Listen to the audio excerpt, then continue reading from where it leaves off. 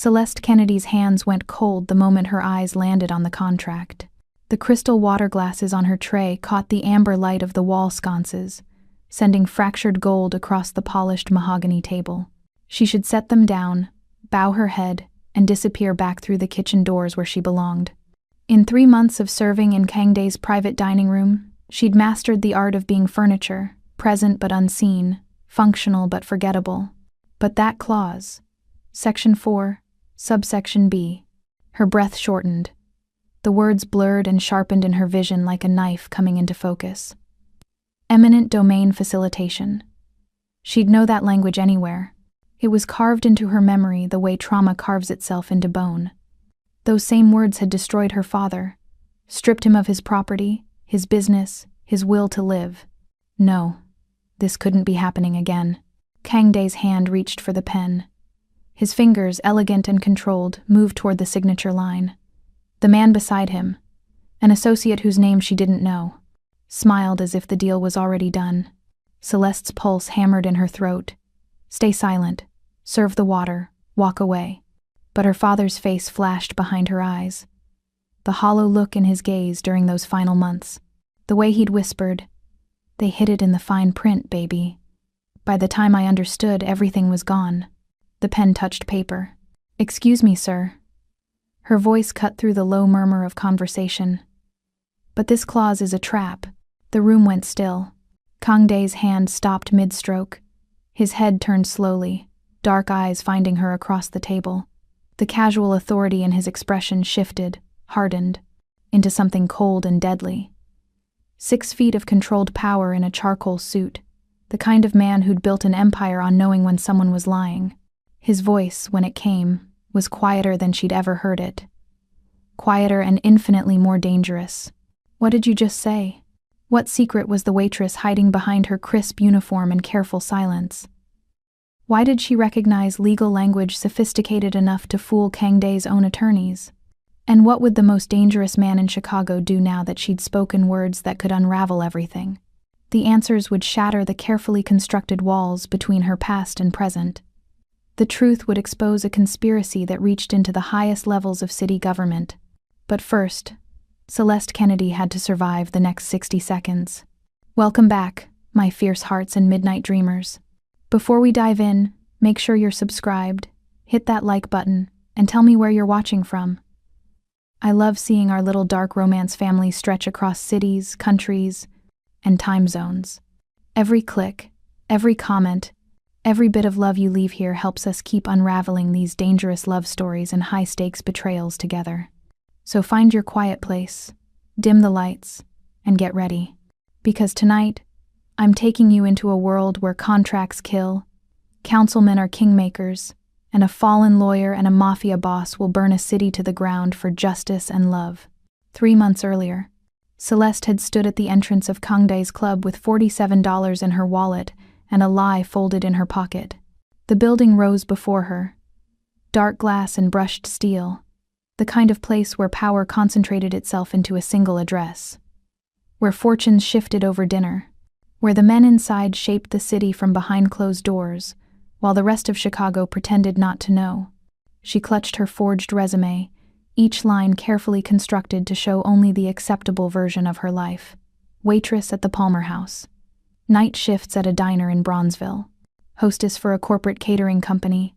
Everything else, everything that mattered, had been surgically removed. The manager, a sharp-eyed Korean woman named Hana Park, studied her with the expression of someone who'd evaluated hundreds of desperate women and knew exactly what to look for. "You understand discretion?" "Yes, ma'am. What you see here stays here. What you hear here stays here. No questions, no curiosity, no conversations outside these walls." Hana's gaze didn't waver. "Mr. Kangday values invisibility in his staff. Your background, your air, you exist only when needed. Can you do that?" Celeste met her eyes with the quiet dignity of someone who'd already died once and was just moving through the aftermath. "I need this job. I won't cause any problems." And she hadn't. For 3 months, Celeste Kennedy had been the perfect ghost. She arrived at 5:30 each morning, prepared the private rooms, served lunch meetings where territorial disputes were discussed in careful euphemisms. She cleaned up after dinners where deals were sealed with handshakes that meant more than signatures. She ate her staff meal in silence in the back kitchen. She changed in the narrow staff room. She left through the service entrance at 4 o'clock, never lingering, never looking back. She never paused when Kangdae held court in the main lounge, his presence commanding gravity itself, men twice his age deferring to him with barely concealed fear. She never reacted when conversations drifted through open doors. Discussions about property acquisitions that skirted legality, about city officials who owed favors, about competitors who'd made fatal errors in judgment. She'd built a wall between who she was and who she'd been. Between Celeste Kennedy, Waitress, and Celeste Kennedy, former real estate litigation specialist at Morrison and Webb Associates, one of Chicago's most aggressive firms, where she'd been brilliant before she'd been destroyed. The wall had felt solid, permanent, necessary for survival, but walls only hold until something strikes them hard enough. And Section 4, Subsection B, struck like a wrecking ball. Because those words, that specific, carefully crafted legal language, were identical to the trap that had killed her father. Not metaphorically killed, actually killed. Slowly, legally, with documents instead of bullets. The clause that had stripped him of his commercial property, his life's work, his reason to keep breathing. She couldn't watch it happen again. Not even to save herself. Not even standing in front of Kangdae, who could erase her from existence with a single phone call. The moment she spoke, his associate went quiet. The ambient conversation died. Kangdae set down the pen with deliberate care and rose from his chair. He crossed the room in 3 measured steps. Unhurried, controlled, predatory. He stopped close enough that she could smell cedar and smoke, close enough that the heat radiating from his body made her skin prickle with awareness. You recognize something. Not a question. His voice had dropped to a lethal whisper that made her pulse spike. In my contract, explain. Now. Every survival instinct screamed at her to lie. To backtrack. To drop the tray and run for the exit and never look back. But another part of her. The part that had spent 2 years in hiding. The part that still woke up dreaming about her father's funeral. The part that was so tired of being invisible. Refused to break. Section 4, Subsection B, she said, forcing her voice steady even as her hands trembled on the tray. The eminent domain facilitation clause. It looks like standard protective language for municipal compliance. But it's not. She made herself meet his eyes, those black, unreadable eyes that had ordered terrible things without flinching. The trigger language is asymmetric. Maybe subject to versus shall be considered. The phrasing means the city can invoke eminent domain proceedings against your property after you purchase it, but you can't challenge the valuation methodology. They'll offer fair market value, but the appraisal method is specified in subsection C, and it's designed to fail. 40% reduction for community benefit offset. You buy this land for $20 million, invest another 10 in development, and they seize it for $12 million. You lose everything. They profit from every improvement you make. The silence that followed felt like drowning. Kangdae stared at her. Not through her, not past her, but directly at her, as if truly seeing her for the first time. His jaw tightened. Something shifted behind his eyes, dangerous and curious and impossibly focused. Who are you?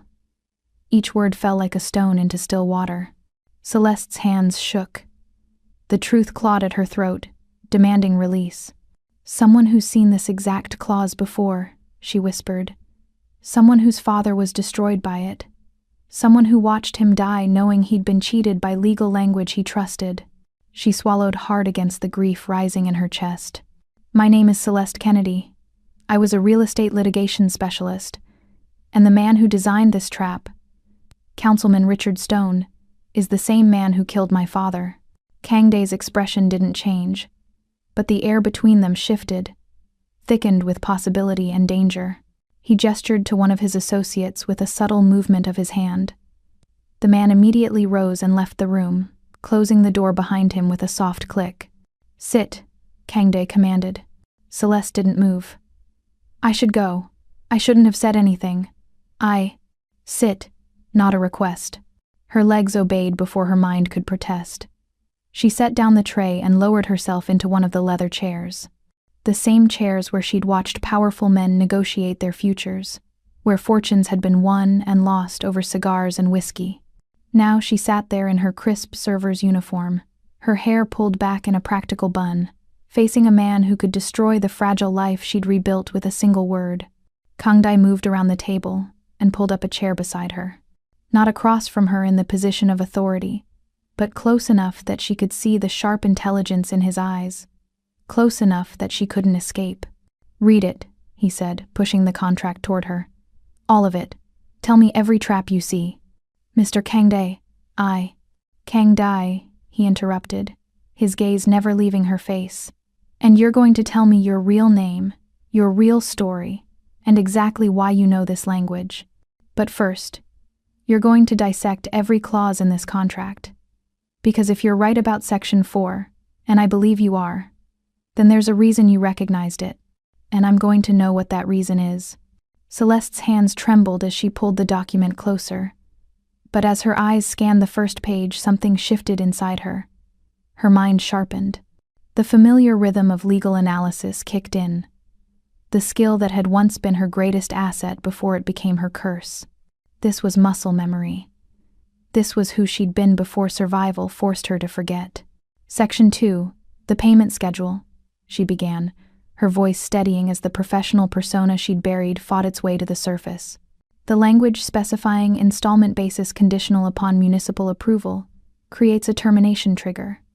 If approval is delayed beyond 90 days, which Section 4 guarantees it will be, the seller can void the contract and keep your deposit. You lose $2 million before you ever own the land." She looked up and found Kangdae watching her with an intensity that made her breath catch. "Keep going," he said softly. And for the first time in 2 years, Celeste Kennedy stopped hiding who she was. The associates filed out like shadows dissolving at dawn, leaving only the weight of revelation hanging in the air. Celeste remained frozen in the leather chair, her server's uniform suddenly feeling like a costume she'd outgrown mid-performance. Kangdae moved with the precision of a predator reassessing its prey. He pulled his chair closer, close enough that the heat radiating from his body made her skin prickle with awareness. Close enough that she could count the exact moment his cologne, cedar and something darker, more dangerous, invaded her senses and made thinking difficult. "Start from the beginning," he commanded, his voice dropping to that lethal whisper that seemed to bypass her ears and sink directly into her chest. "Every word, every clause, every trap you see." Her hands trembled as she pulled the contract closer, but the moment her eyes focused on the legal language, something shifted. The scared waitress receded. The litigator she'd buried clawed her way back to the surface, sharp and hungry. "Section 2, she began, her voice steadying with each word. "The payment schedule. Installment basis conditional upon municipal approval. Creates a termination trigger disguised as standard procedure. If approval delays beyond 90 days, which Section 4's eminent domain clause guarantees it will, the seller voids the contract and keeps your deposit. $2 million gone before you ever own the land." She felt his gaze on her face like a physical touch, intense and unblinking. "Section 7, the development timeline. Substantial completion within 18 months or forfeit improvement costs. But Section 4's language ensures permit delays that make that timeline impossible. You build, you improve, you lose everything you've invested when they seize it for pennies on the dollar. How do you know this pattern?" His question cut through her analysis like a blade through silk. Celeste's throat tightened. The memory rose like bile. Her father's hollow eyes, the hospital room that smelled of antiseptic and death, the way he'd whispered her name one final time before the monitors went flat. "Because I watched my father die from it." The words scraped out raw and bleeding. He was a small business owner, proud. He'd built his commercial property from nothing, a warehouse he converted into artist studios in Pilsen. 20 years of his life poured into those walls. She forced herself to meet Kangdae's eyes, even as her vision blurred with unshed tears. Councilman Richard Stone approached him with a development opportunity. A partnership that would revitalize the neighborhood and triple his property value. The contract was 200 pages of legal language my father trusted, because the city's name was on it. Because Stone showed up with architects and planners and a vision that made my father believe he was finally going to secure our future. Her voice cracked. Kangdae didn't move, didn't speak, just watched her with that impossible focus. He signed. 3 months later, the city invoked eminent domain through that exact clause. Section 4, subsection B. They offered him 40% of fair market value, citing community benefit offset. He tried to fight it. Hired a lawyer with money he didn't have, but the language was airtight, legal. Designed to look protective while being poison. She dragged in a shaking breath. He lost everything. The property, his savings, his reputation. His heart gave out 6 months later in a county hospital because we couldn't afford the private care he needed. The doctors said it was a massive coronary. I knew better. They'd killed him with documents instead of bullets. The silence that followed felt like drowning in deep water. Then Kangdae reached across the table and did something that shattered every assumption she'd built about him. He placed his hand over hers. Not grabbing, not restraining, just covering her trembling fingers with his warm palm. The touch was shockingly gentle from a man who'd ordered terrible things without flinching. Who designed the trap? His voice had lost its edge, replaced by something cold and focused. Not sympathy, something far more dangerous. Shared fury. Stone's son, Adam. He runs a boutique legal firm that specializes in municipal development contracts. They're the architects. Stone provides the political cover. Together they've displaced dozens of small property owners across Chicago over the past 5 years. Kangdae's jaw tightened, a muscle flexing beneath his skin.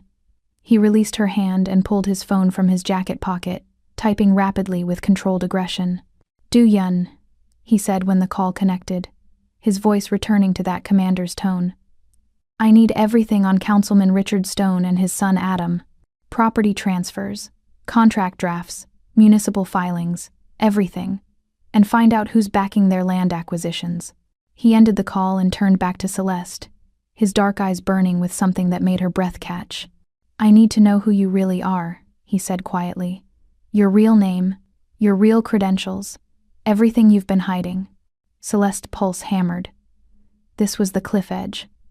The moment she either fell or flew. "Celeste Kennedy," she whispered. "Former real estate litigation specialist at Morrison and Webb Associates. I graduated top of my class at Northwestern Law. I specialized in complex property disputes and municipal code violations. I was good, very good.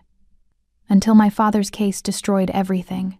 The firm partnered with Stone's developers on several projects. When I tried to use internal resources to investigate my father's case, they terminated me for conflict of interest and threatened to report me to the bar for misuse of client resources." She laughed bitterly. "They blacklisted me. No firm in Chicago would touch me. I couldn't practice law, couldn't get a reference. My resume became toxic. So I erased Celeste Kennedy the lawyer and became Celeste Kennedy the waitress. Someone invisible, someone safe." Kangdae stood abruptly, the motion controlled but charged with barely restrained energy. He paced to the window overlooking the city. His city. And stood with his hands clasped behind his back. "You saved me tonight," he said without turning around. "Not just from a bad deal. From destruction. That contract would have buried me the same way it buried your father. Do you understand what that means?" Celeste shook her head, even though he couldn't see her. He turned then, and the look on his face stole the air from her lungs. It wasn't gratitude. It was something far more dangerous. Recognition. The acknowledgement of an equal. "It means I owe you everything," he said softly. "And it means you're going to help me destroy the men who killed your father." Before she could respond, the door opened and a tall, lean man with sharp features entered, carrying a tablet. His eyes swept over Celeste with cool assessment before settling on Kangdae. "Boss, verified." Do-yun's voice was clipped, efficient. "The firm that drafted your contract is Stone and Associates LLC. Owned and operated by Adam Stone. Municipal contracts are their specialty. And there's more. The silent partner funding their acquisitions is Tae-suk." The temperature in the room dropped 10 degrees. "Tae-suk, Even Celeste knew that name, Kangdae's rival, the man who'd been trying to muscle into his territory for years. Kangdae's face transformed into something terrifying and beautiful, cold fury barely contained beneath perfect control. When he looked at Celeste again, his eyes burned with dark promise. "They made this personal," he said quietly. "Now we make them pay." The rain started as Kangdae's car wound through Chicago's late-night streets, drops streaking the tinted windows like tears the city was too hard to shed. Celeste sat in the back seat, acutely aware of Kangdae's presence beside her, close enough that every breath drew in his scent, close enough that the heat between them felt like its own living thing. Do-Yun drove in focused silence while another guard occupied the passenger seat. The weight of what she'd confessed, what she'd agreed to, settled over Celeste like a second skin. "Where are we going?" Her voice sounded foreign even to herself. Steadier than expected, touched with something that might have been anticipation rather than fear. "Somewhere safe," Kangdae replied. "Somewhere Stone's people won't find you. You broke your cover tonight. They'll know by morning that the invisible waitress is actually the daughter of David Kennedy. They'll come for you." The casual certainty in his tone made her chest tighten. The car pulled into an underground garage beneath a building that screamed wealth and power, dark glass and steel reaching toward the storm-heavy sky. They rode a private elevator in loaded silence, and when the doors opened, Celeste stepped into a penthouse that redefined luxury. Floor-to-ceiling windows overlooked the city, rain painting them in shifting patterns that caught the low amber lighting. Dark leather furniture anchored the space, but it was the walls that captured her attention, covered in original artwork, each piece carefully chosen, each frame telling a story of taste and control. "Sit," Kangdae said, gesturing to the sectional. Not a command this time, an invitation. She sank into leather that probably cost more than 3 months of her former salary, feeling desperately out of place in her server's uniform. Kangdae moved to a sideboard and poured 2 glasses of something amber and expensive, returning to hand her one before settling beside her. Close again, always close. "Drink." The whiskey burned beautifully, warming paths down her throat and into her chest. She took another sip, letting it fortify her. "Tell me what you want," Kangdae said, his voice dropping to that intimate register that made her skin prickle. "Revenge? Justice? Money?" Celeste turned to him, really looked at him for the first time without the barrier of her invisible waitress mask. He was beautiful, in a dangerous way. Sharp cheekbones, dark eyes that missed nothing, lips that suggested both cruelty and devastating skill. Power radiated from him like heat from a furnace. "My father's name cleared," she said quietly. Public acknowledgement that he was cheated, not incompetent. That he didn't fail. He was destroyed by design. And I want Stone to lose everything the way my father lost everything. Something flickered in Kangdae's eyes. Respect mixed with dark satisfaction. "Then we're aligned," he said. "But you need to understand something. Stone has immunity. Municipal shield laws protect councilmen from most civil prosecution. Taking him down requires more than evidence. It requires strategy, resources, and willingness to operate in spaces where the law is a suggestion rather than a boundary." He leaned closer, and Celeste's breath caught. "It requires me," he finished softly. "My resources, my connections, my methods. Are you prepared for what that means?" "I watched my father die while Stone walked free," Celeste said, her voice steady despite the way her pulse hammered. "I'm prepared for whatever it takes." Kangdae's lips curved into something that wasn't quite a smile. Something darker and more honest. Do-Yun will be assigned to you as your security chief and resource coordinator. Whatever you need, documents, access, legal research, physical protection, he provides. You'll have unlimited access to my legal team, my investigators, and my network. Your only job is to find the angle that destroys Stone legally, while I handle everything else. My license was never revoked, only dormant. Your legal team helped reactivate it this morning. He reached out and tucked a strand of hair that had escaped her bun behind her ear, the gesture shockingly intimate. His fingers lingered against her cheek for half a heartbeat. "But you're not just getting my resources, Celeste. You're getting my protection. Anyone who comes for you comes through me first. Understand?" The intensity in his gaze made her mouth go dry. This wasn't just a business arrangement. this was something else. Something that felt like possession wrapped in silk and danger. Why? The question escaped before she could stop it. Why would you risk so much for someone you barely know? Kang Dae's jaw tightened. He stood abruptly and moved to the windows, rain-streaked glass framing him like a portrait of controlled violence. Because I know what it's like to be used as a weapon against innocent people, he said quietly. 5 years ago, I facilitated a land acquisition. I didn't ask enough questions. I didn't look past the money and the strategic advantage. A community center in Bronzeville was destroyed to make room for luxury condos that were never built. 30 families lost their gathering place, their sanctuary. He turned, and for the first time Celeste saw something raw and unguarded in his expression. I can't undo what I did, but the community center I was trying to build, the one Stone tried to steal with that contract. That's my penance. My attempt to build something that gives back instead of taking. Your father wasn't a criminal, Celeste. He was collateral damage in someone else's greed. That's the same sin I committed. So when I say I owe you everything for stopping me from making that mistake again, I mean it spiritually, ethically. I mean it in my bones. The confession hung between them like a bridge across an impossible distance. Celeste stood slowly, her legs unsteady, and crossed to him. She stopped close enough to feel the warmth radiating from his body, close enough to see the gold flecks in his dark eyes. Then we both need this, she whispered. You need redemption. I need justice. Maybe those are the same thing. Kang Dae's hand came up, his fingers grazing her jaw with shocking gentleness. The touch sent electricity racing down her spine. Maybe they are, he agreed softly. The moment stretched, heavy with possibility and danger. Then Do-Yun's voice cut through from the elevator entrance. Boss, the security team swept Miss Kennedy's apartment. It's clean, but we found this. He held out a worn leather binder, corners bent from years of handling. Celeste's breath stopped. My father's evidence binder, she gasped. I thought it was lost when I had to move. She took it with trembling hands, the familiar weight of it both comforting and agonizing. Her father had meticulously documented everything. Contracts, correspondence, photographs of the property in various stages of development, appraisal documents that showed the manipulation. Kang Dae moved beside her, looking over her shoulder as she opened it. His breath stirred the loose strands of her hair.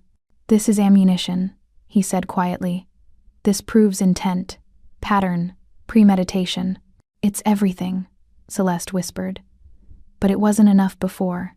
Before you didn't have me, Kang Dae said, his voice dark with promise. Before, you were alone. Now you have an army. He gestured to Do-Yun. Set up the secure room. Everything from the binder gets digitized, analyzed, and cross-referenced with every Stone property deal in the last decade. I want a pattern we can prosecute. As Do-Yun left, Kang Dae turned back to Celeste. The vulnerability he'd shown moments ago was gone, replaced by the focused intensity of a man preparing for war. You're not sleeping in your apartment tonight. You'll stay here. My guest room is secure and private. In the morning we begin. Begin what? Celeste asked. His smile was sharp and beautiful and terrifying. Destroying everyone who killed your father. The secure room in Kang Dae's club smelled of expensive technology and old leather, creating a contrast that somehow embodied the man himself. Cutting-edge ruthlessness wrapped in traditional power.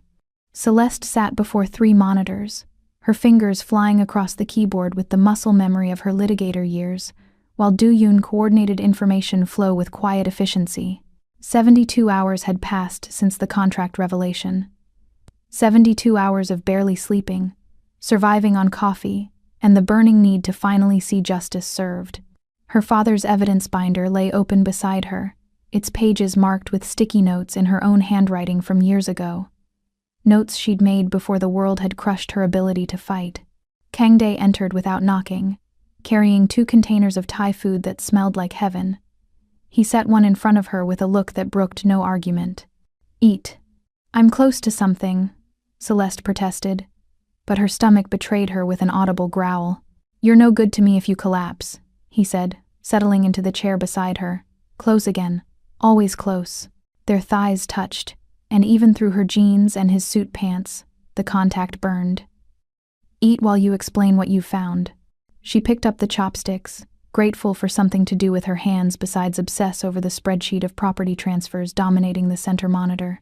Stone and his son have facilitated 23 property seizures in the last 6 years, using variations of the same eminent domain clause. Every single one followed the same pattern. Approach small property owners with development partnerships, get them to sign contracts that look protective but contain trap language, then trigger eminent domain through municipal ordinances Stone helped draft. She pulled up a network diagram on the left monitor. But here's where it gets interesting. Every seized property eventually ended up owned by one of 3 shell companies. I traced the ownership through 5 layers of corporate veils. They all connect to the same silent partner providing the acquisition funding. Tae-suk, Kangdae said, his voice dropping to that lethal register. Tae-suk, Celeste confirmed. He's not just your rival. He's been systematically targeting properties that would give him strategic advantages in Chicago's development corridors. Your community center site? That would have completed a continuous ownership block from Bronzeville to Hyde Park. 23 properties. Combined value of nearly $400 million after development. And Stone gets 10% facilitation fees plus guaranteed contracts for all municipal improvements. She turned to look at him, and found his expression terrifyingly calm, the kind of calm that preceded violence. This isn't just corruption, she continued. This is organized, systematic theft, disguised as urban development, and they've been doing it for years without anyone putting the pattern together. Because the victims were small, Kangdae said quietly. Individuals, families, people without resources to fight City Hall and a councilman with immunity. Exactly. Du-Yoon's voice cut through from the doorway. Boss, we have a problem. The tension in his tone made Celeste's stomach clench. Kangdae straightened, his body language shifting into combat readiness. Show me. Du-Yoon pulled up a document on the right monitor, and Celeste's world tilted sickeningly.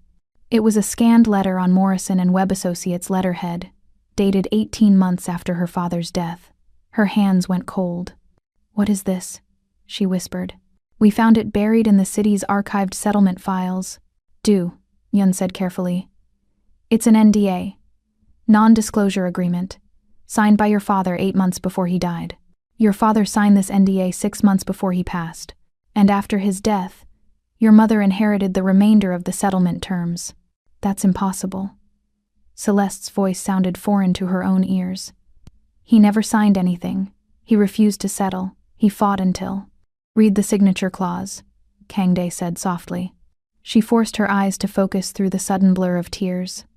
The signature line showed her father's name, but also a secondary signer. Co-petitioner for the estate settlement. Her mother's name. No. The word came out broken. No.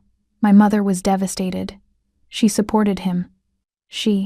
There's more, Du-Yoon interrupted gently. He pulled up another document. A land deed, filed 6 weeks ago. Your mother sold her inherited interest in your father's original property, the interest she retained through the settlement, to one of Tae-suk's shell companies, for $800,000. The room spun. Celeste gripped the edge of the desk, her knuckles white. She knew, she whispered. She knew about the trap, about the settlement terms, about everything. The NDA explains why your father couldn't pursue legal action after the partial settlement, Kangdae said, his voice carefully neutral. And why he couldn't tell you the full truth. But your mother wasn't bound by the same restrictions on the inherited interest. She could have fought. Instead, she waited until you were gone, and sold to the same people who destroyed him. Celeste couldn't breathe. The betrayal crashed over her in waves. Not just Stone's original theft, but her mother's complicity. The woman who'd cried at the funeral, who'd held Celeste while she sobbed, who'd told her to move on, to build a new life, to let go of the anger that was poisoning her, who'd been paid to say those words. Where is she? Celeste's voice came out flat, cold, stripped of everything except the need to know. Fort Lauderdale, Du-Yoon said quietly. She bought a condo on the beach, used the money from the sale as a down payment. The Thai food sat forgotten, cooling in its container. Celeste stared at the documents on the screen, her mind racing through every memory, every conversation. recontextualizing her entire understanding of the last 2 years. She'd been alone. Truly. Completely alone. And she hadn't even known it. Kangdae's hand covered hers where it gripped the desk edge, his warmth shocking against her frozen fingers. "Breathe," he commanded softly. "You're not alone anymore." She turned to him, and whatever he saw in her face made his expression shift, darken with protective fury. "She chose money over you," he said. "Over your father's memory, over justice. That's her sin, Celeste, not yours, never yours." "The NDA taints the evidence binder," she said, forcing her mind back to the legal angles because that was safer than feeling the full weight of her mother's betrayal. "If my father signed a settlement agreement with a non-disclosure clause, using his documents against Stone could constitute a breach.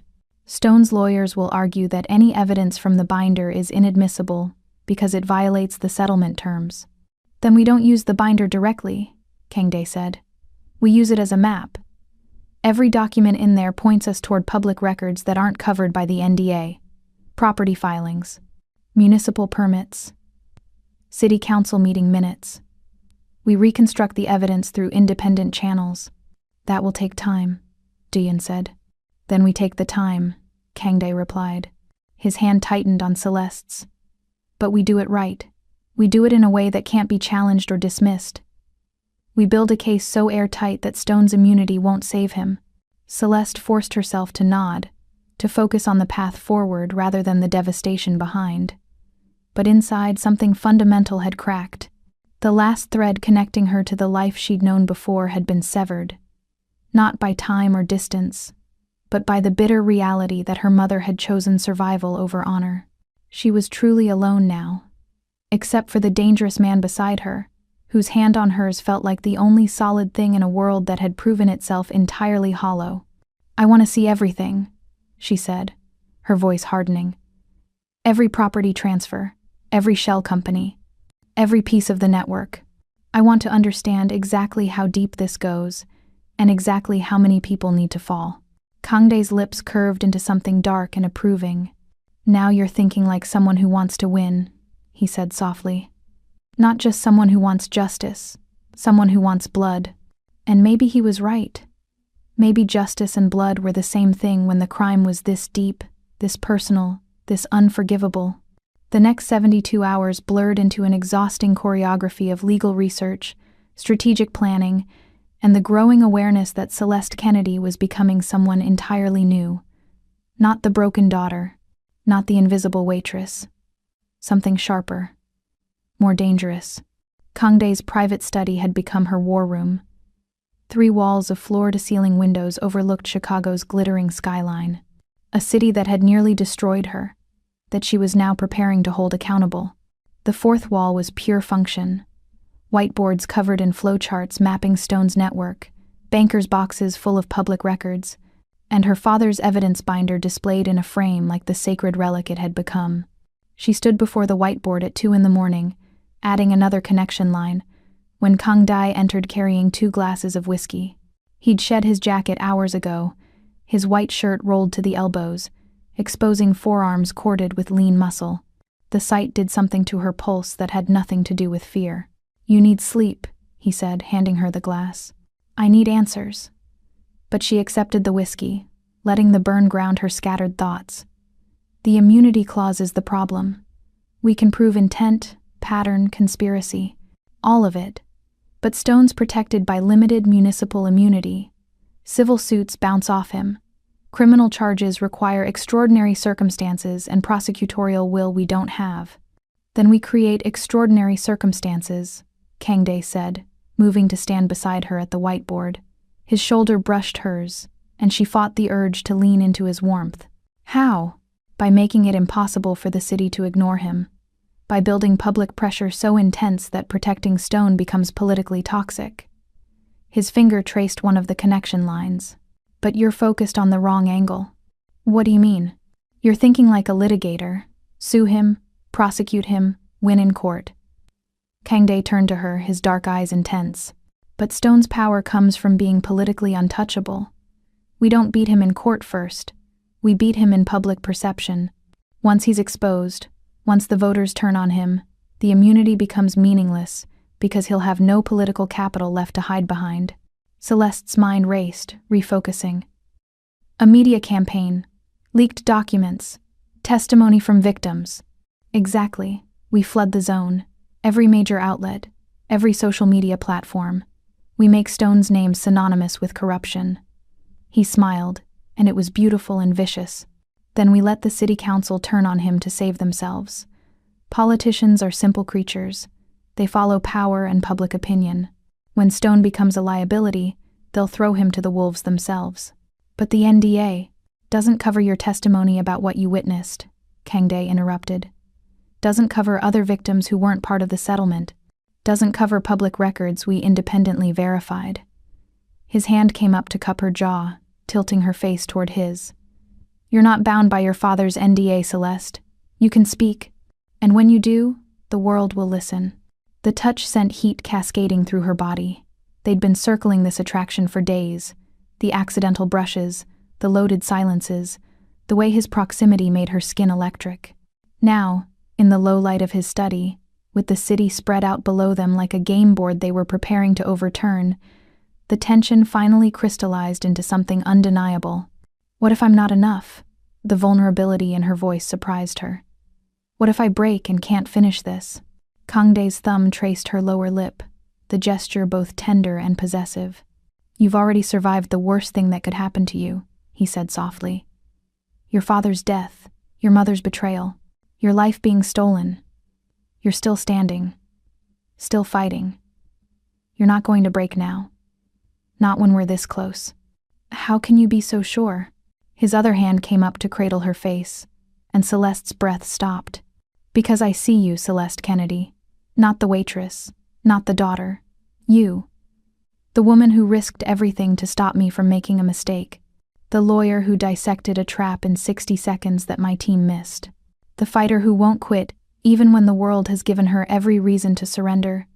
His forehead touched hers, and his breath was warm against her lips.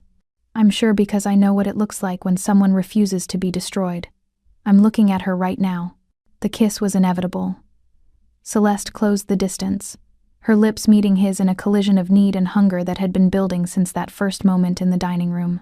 Kangdae responded instantly, his hands sliding into her hair, angling her head to deepen the kiss. He tasted like whiskey and dark promises, and Celeste surrendered to it completely. This was danger she chose. Desire that felt like falling and flying at once. His hands on her body were both possessive and reverent, mapping her curves through her clothes as if committing her to memory.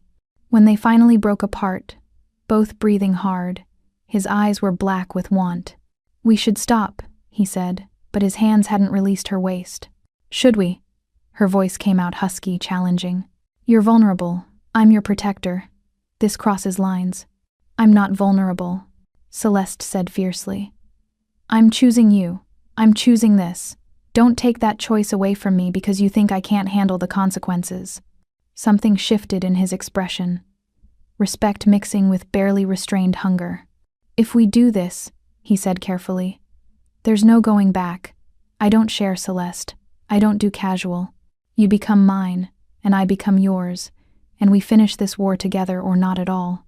Good, she whispered. I don't want casual. I don't want safe. I want whatever this is. This dangerous, impossible thing between us. Kangdae's control finally snapped. He kissed her again, harder this time, walking her backward until her spine hit the wall beside the whiteboard. His body pressed against hers, all controlled power and devastating intent. His hand slid under her shirt, warm against her skin, and Celeste gasped into his mouth. Tell me to stop, he demanded against her lips. No. His smile was dark victory. Then hold on to me. Because once I start, I won't stop until you're completely undone. Dooyun's sharp knock shattered the moment like glass. Boss, we have a critical development. Kangdae cursed viciously in Korean, his forehead dropping to Celeste's shoulder as he fought for control. After a long moment, he stepped back, his hand steadying her, even as he put necessary distance between their bodies. This isn't over, he promised, his voice rough. I know, Celeste managed, her entire body still trembling. He straightened his shirt and opened the door. his mask of controlled authority sliding back into place so perfectly it would have been frightening if she didn't know what lay beneath it now. Du-Yun entered with his tablet, his expression carefully neutral despite absolutely having heard everything. "Boss, Celeste, we found the final piece." He pulled up a document that made Celeste's blood run cold. "What am I looking at?" Kang-dae demanded. "The original land transfer paperwork for your community center site," Du-Yun said. "Dated 4 days before you signed the purchase contract. Stone pre-filed the eminent domain paperwork, but there's another document attached. An assignment of air and mineral rights." "To who?" Celeste asked, already knowing the answer. "Tae-suk. Through a shell company called Heritage Development Holdings. The land itself might be technically yours after purchase, but the development rights, the actual value, were already transferred before you ever signed." Du-Yun looked between them. "The land you were buying was already worthless. This wasn't just a trap. It was a complete theft disguised as a legitimate sale." Celeste's mind raced through the implications. They never intended for Kang-dae to develop anything. They were selling him a shell. Property without rights. Even if we void the eminent domain clause, he owns land he can't use. "Which means the lawsuit I was planning won't work," Kang-dae said quietly, his voice deadly calm. "Civil court can't unwind a transfer that happened before my contract existed." "No," Celeste agreed. "Civil court can't. But federal court can." Both men turned to her. "Rico," she said, her voice strengthening as the strategy crystallized. "Racketeer Influenced and Corrupt Organizations Act. This isn't just contract fraud. It's a criminal conspiracy involving multiple parties, coordinated across years, designed to systematically steal property through municipal corruption. Stone, his son's firm, Tae-suk's funding network. They're not just conspirators. They're an ongoing criminal enterprise. RICO charges require extraordinary evidence," Du-Yun said carefully. "We have it," Celeste countered. 23 properties, identical patterns, shell companies all connecting to one funding source. A councilman using his political position to facilitate theft. And now we have proof they pre-filed the seizure paperwork, showing premeditation and criminal intent. Kang-dae's smile was sharp and terrible. "RICO bypasses Stone's immunity," he said. "Federal charges don't care about municipal protections." "Exactly. But we need to move fast. If Stone realizes we've found the pre-filing documents, he'll have them destroyed, and we need leverage. Something that forces him to fight us publicly, rather than making this disappear quietly." "The media campaign you mentioned," Celeste said. "We file the RICO suit and simultaneously release the story to every major outlet. Stone can't make it disappear if the entire city is watching." "He'll fight back," Kang-dae warned. "He'll use your mother's settlement against you. He'll attack your credibility. He'll make this ugly." Celeste met his gaze without flinching. "Let him try. I'm done hiding. I'm done being invisible. He took everything from me once. He doesn't get to do it again." Kang-dae crossed to her, his hand cupping the back of her neck in a gesture that was both possessive and protective. "Then we do this together. But we do it smart. We need one more thing before we file." "What?" Celeste asked. His eyes glinted with dark satisfaction. "We need Stone to make a mistake. A public, undeniable mistake that proves he's exactly what we say he is. And I know precisely how to make that happen." Du-Yun cleared his throat. "Boss, there's one more complication. The immunity clause you mentioned. Stone has it, but it's not absolute. I did some research. His municipal immunity only extends to actions taken in his official capacity. If we can prove he acted outside his role as councilman, if we can show personal profit or criminal intent, the immunity shield collapses." Celeste's pulse quickened. "The facilitation fees, 10% of every property seizure going to his son's firm, that's not official business. That's personal enrichment through abuse of office. And RICO statutes specifically address public corruption," Kang-dae added, his voice dropping to that lethal register. "If we prove Stone used his position for personal gain through an ongoing criminal conspiracy, the immunity becomes irrelevant. But we still need to make the charges stick in public opinion first," Celeste insisted. "The federal prosecutor won't touch this unless there's political will behind it. We need the city demanding his head before we can serve it to them on a legal platter. Kangdae's hand slid down her spine, coming to rest at the small of her back. An intimate touch that sent heat pooling low in her belly despite the intensity of their planning. Then we give them a show they can't ignore, he said softly. Tomorrow morning we hold a press conference. You, me, 3 of the victims from the other property seizures Do-yoon located. We lay out the pattern. We name names. We present the evidence of systematic theft. And we file the RICO suit live, on camera, so Stone can't suppress it. He'll retaliate immediately, Do-yoon warned. I'm counting on it, Kangdae replied. When he does, we'll be ready. Every move he makes will be documented. Every threat will become evidence. He's used to operating in shadows, buying silence, making problems disappear quietly. We're going to force him into the light and watch him destroy himself. Celeste felt something settle in her chest. Not peace exactly, but purpose. Clarity. For 2 years she'd been running, hiding, surviving. Now she was finally fighting back. And she wasn't alone anymore. There's one more thing, she said quietly. My mother. The settlement she took. Is there any way to? No, Kangdae interrupted gently. She made her choice. You can't save someone who doesn't want to be saved. Focus on what you can control. Destroying Stone, reclaiming your father's honor, and building the future you deserve. The finality in his tone was almost comforting. Permission to let go of the last thread binding her to a family that had proven itself broken. Okay, she whispered. Kangdae pulled her closer, his lips brushing her temple. Get some sleep. Tomorrow, we go to war, and I need you sharp. What about you? His smile was dark and beautiful. I have preparations to make, people to call, favors to collect. By the time the sun rises, every media outlet in Chicago will be ready to carry our story. Stone won't know what hit him. Do-yoon excused himself, leaving them alone in the study. The whiteboard behind them held the map of their revenge. The city beyond the windows glittered with lights. Thousands of lives unaware that tomorrow, the carefully maintained fiction of civic virtue was about to shatter. Celeste turned in Kangdae's arms, her hand sliding up his chest to rest against his shoulders. When this is over, he interrupted, you stay with me. Not as my employee, not as someone I'm protecting, as mine, completely, permanently. No more hiding who you are. No more pretending to be less than you are. You stand beside me and we build something that matters. Understood? The declaration was pure Kangdae, commanding, absolute, offering no room for negotiation. But Celeste had learned something about herself in the past few days. She didn't want negotiation. She wanted exactly this. Someone who saw her completely, who demanded everything from her, who matched her darkness with his own and called it beautiful. Understood, she agreed. His kiss was searing, claiming, a promise of what would come later when the war was won.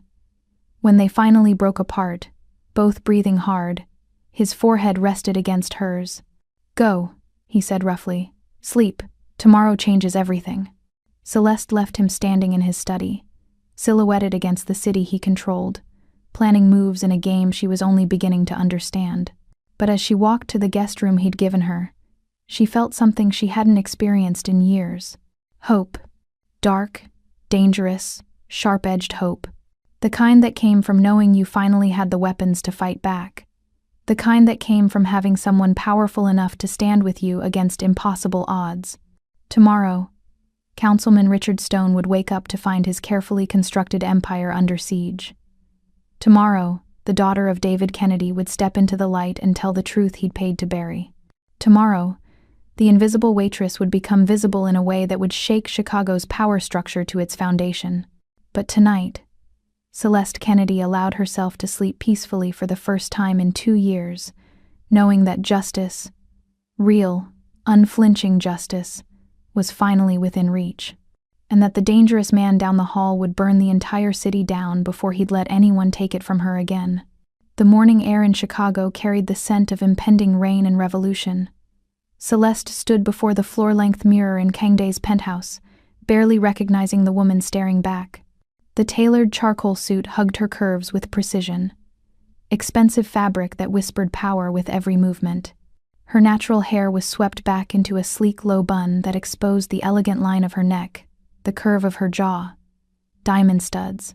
Kang Dae's insistence, borrowed from a collection he claimed belonged to no one, caught the morning light.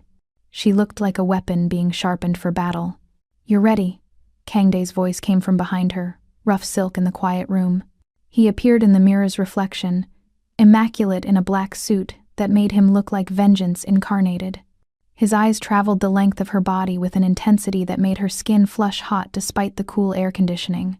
"I don't feel ready," she admitted, her fingers trembling as she adjusted the collar of her crisp white shirt. He closed the distance between them in 3 measured steps. His hands settled on her shoulders, warm and possessive through the fabric. In the mirror, they looked like what they were becoming. 2 people bound by something far more dangerous than attraction. "Stone will retaliate the moment you file," he said, his breath stirring the fine hairs at her temple. "He'll go for your throat. He'll try to destroy what's left of your credibility, your family name, everything. I know. And you're still going through with this." Not a question. A statement of fact laced with something that sounded like pride. Celeste met his eyes in the mirror's reflection. "My father died believing he'd failed. That he was weak, stupid, incompetent. I'm going to make sure the entire city knows the truth. That he was murdered by men who hide behind law and power. Whatever Stone throws at me, I'll survive it. I've survived worse." Kang Dae's hand slid down her arms, a slow caress that left trails of heat in its wake. He turned her to face him, and the intensity in his gaze stole the breath from her lungs. "You're not just surviving anymore, Celeste. You're conquering." His thumb traced her lower lip, and her pulse stuttered. "And after today, there's no going back to invisible. You understand that?" "Yes. The woman who walks into that press conference won't be the waitress anymore. She'll be the enemy of one of Chicago's most powerful men. She'll have a target on her back that never goes away." Celeste placed her hand over his where it cradled her face. "Then it's a good thing I have you." Something dark and possessive flashed in his eyes. "You do, completely. Anyone who comes for you comes through me first. But I need to know you're prepared for what that means. The violence, the ugliness, the reality that some battles are won with blood instead of words." She thought of her father's hollow eyes in that hospital bed. The way her mother had sold his memory for beachfront property. The 2 years she'd spent erased, invisible, half alive. "I'm prepared," she said, her voice steady and cold. "Let's burn it all down." His smile was beautiful and terrible. Then he kissed her. Hard, claiming, a brand that seared through every defense she'd ever built. When they broke apart, both breathing hard. His forehead rested against hers. "Go show them who you really are." The law office conference room blazed with camera lights and the hungry energy of journalists who sensed blood in the water. Celeste stood at the podium, flanked by 3 other victims Do-yoon had located. Middle-aged men and women who'd lost everything to Stone's carefully crafted traps. Behind them, projected on a massive screen, was the network diagram she and Kang Dae had built.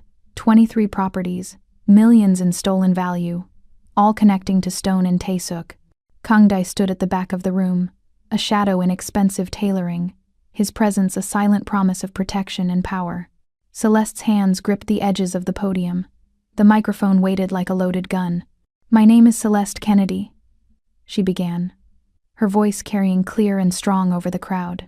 3 years ago, my father, David Kennedy, lost his commercial property in Pilsen to what he believed was a legitimate municipal development project. He died 6 months later, broken by the loss and the belief that he'd failed his family through his own incompetence. She paused, letting the weight of those words settle. He didn't fail. He was murdered.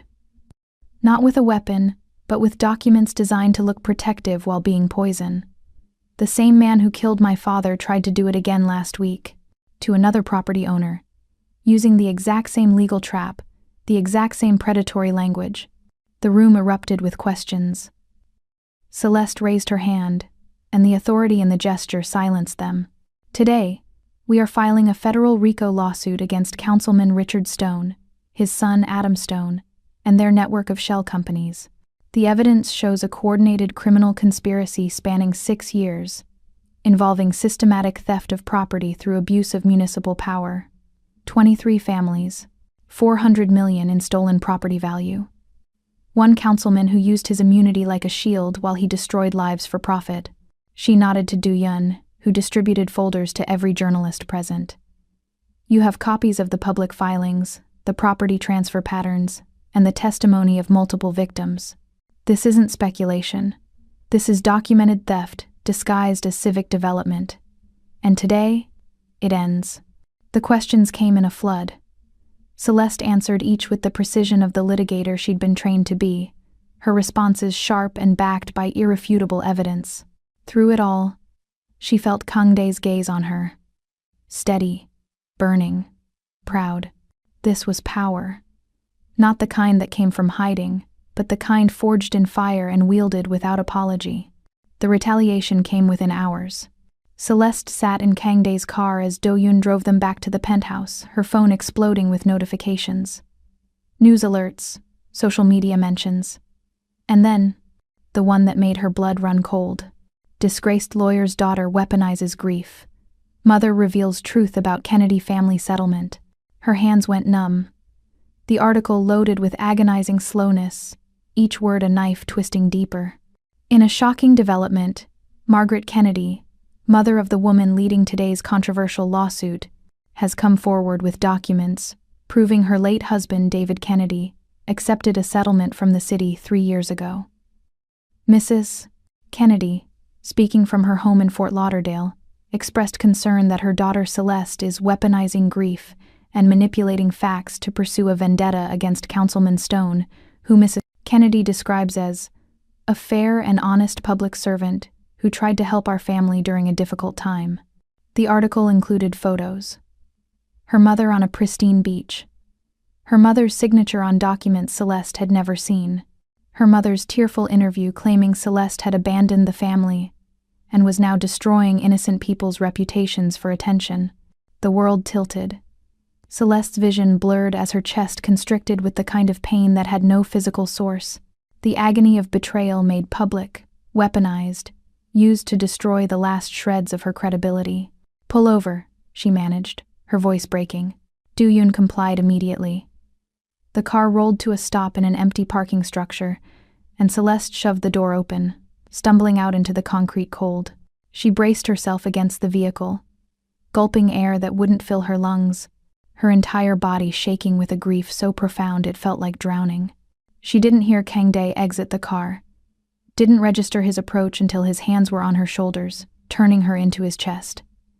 He didn't speak, didn't offer hollow platitudes, just held her while she shattered against him, her fingers clutching his jacket like it was the only thing keeping her tethered to earth. "She sold me," Celeste choked out between sobs. "She sold my father's memory, and now she's helping them destroy me."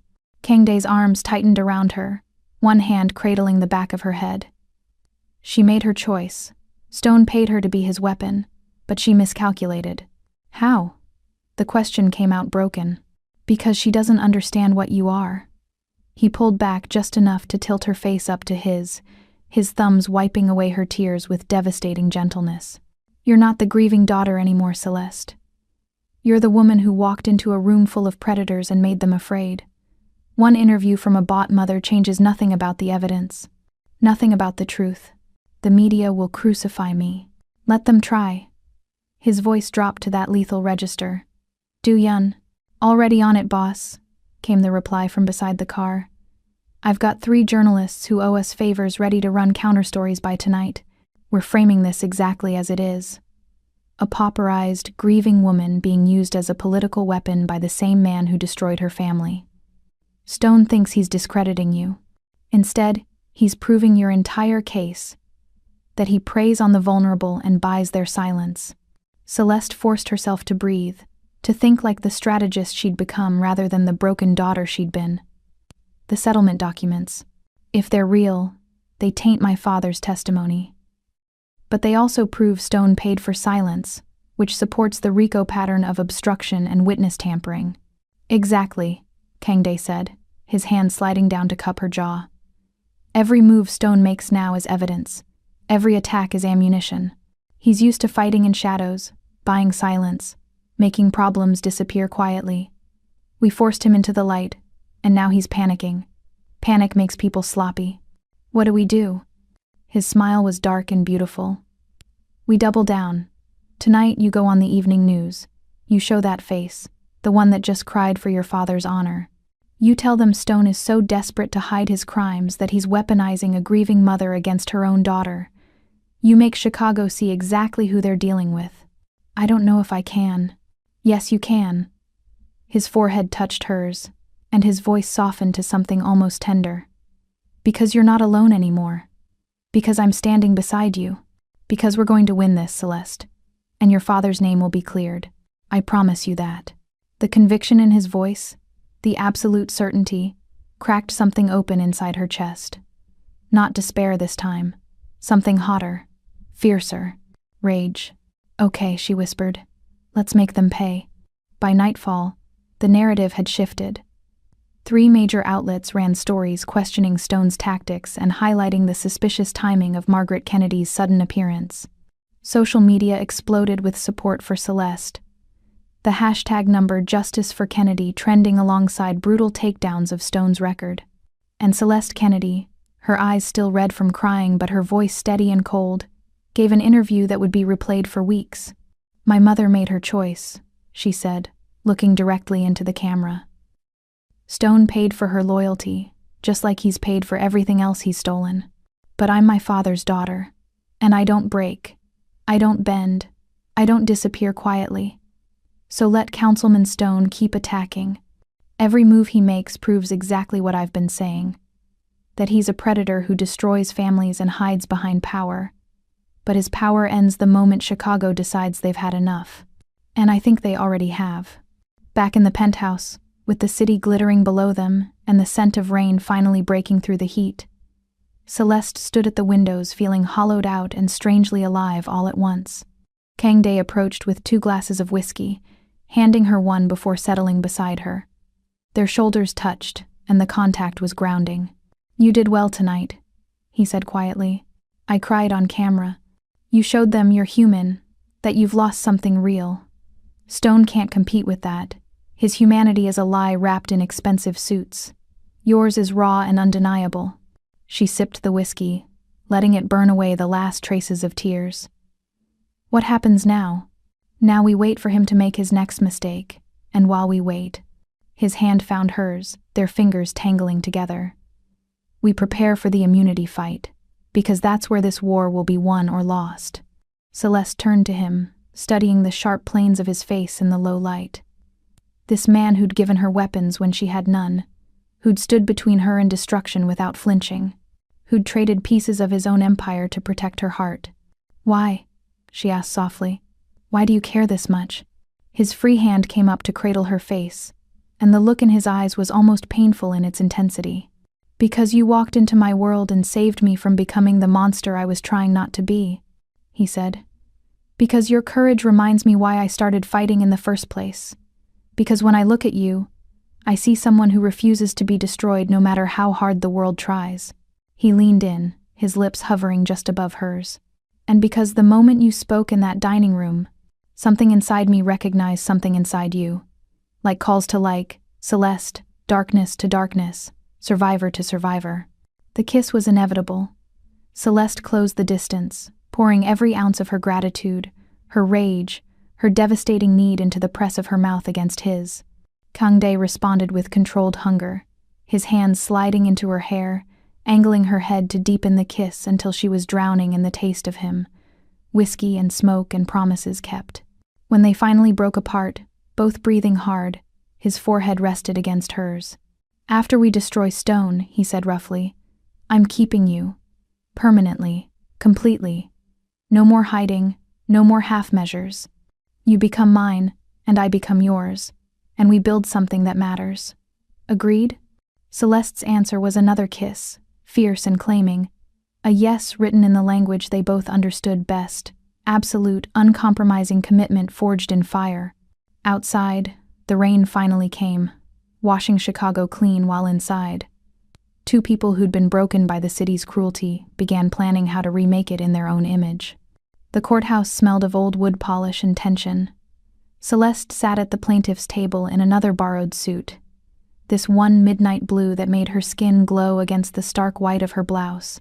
Her hands rested calmly on the table's surface, but beneath the veneer of composure, her heart hammered against her ribs. Stone's legal team filled the defense table. 6 attorneys in matching power suits, their collective presence designed to intimidate. But it was Stone himself who commanded attention. Silver-haired, distinguished, wearing his councilman authority like armor, he exuded the confidence of a man who'd never faced consequences for his actions. Their eyes met across the courtroom. Stone's smile was cold and dismissive, the look of a predator who'd already won. Celeste smiled back. Let him underestimate her. Judge Patricia Morrison entered, and the courtroom rose. Morrison was known for her sharp mind and zero tolerance for legal theatrics. Exactly the judge they needed.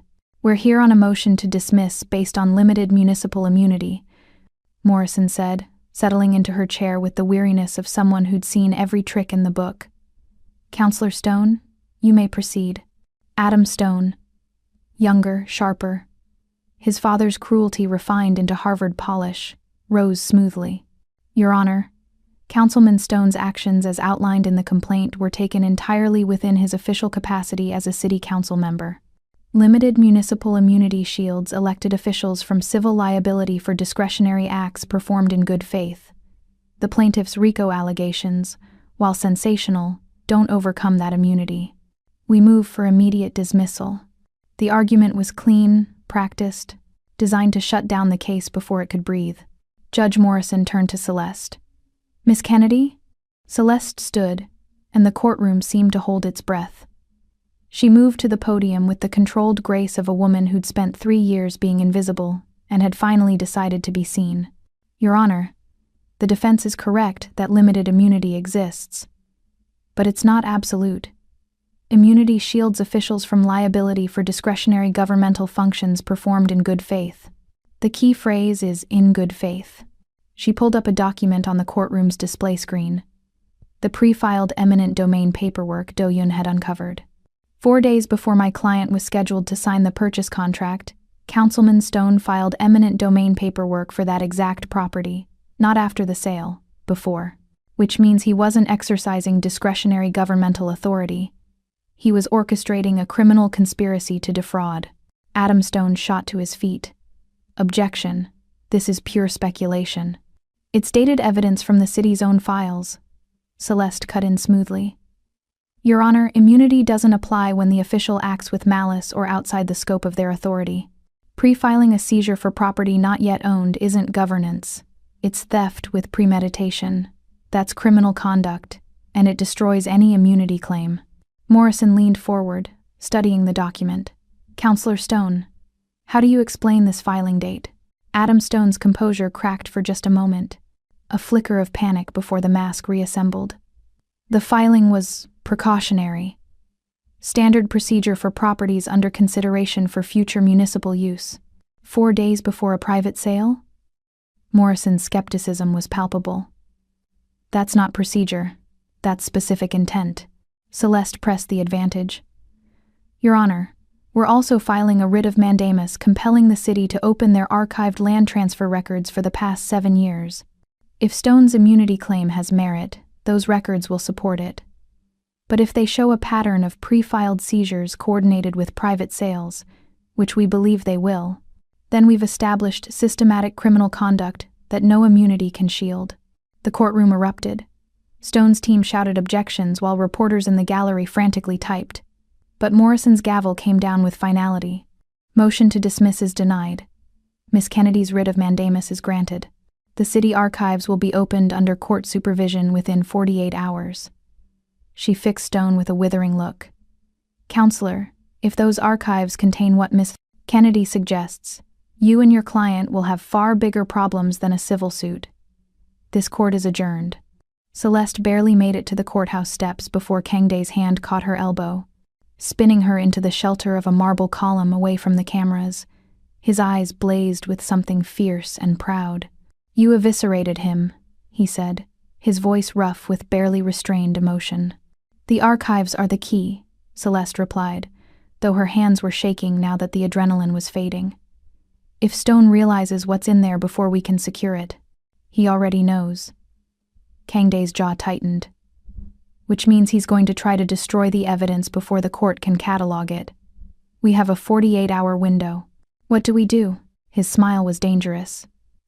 "We don't wait for the court. We go tonight." Chicago City Hall after midnight was a cathedral of shadows and secrets. The building loomed against the night sky, its windows dark except for the scattered lights of cleaning crews and late-working bureaucrats. Celeste stood in the alley behind Kangday's car, her practical clothing, black jeans, dark sweater, hair tied back, a stark contrast to the courtroom power suits. "This is illegal," she said, though her pulse raced with anticipation rather than fear. "Highly," Kangday agreed. He'd shed his suit jacket, working in a black button-down that made him look like sin incarnate. "But the writ gives us legal access in 48 hours. We're just expediting the process."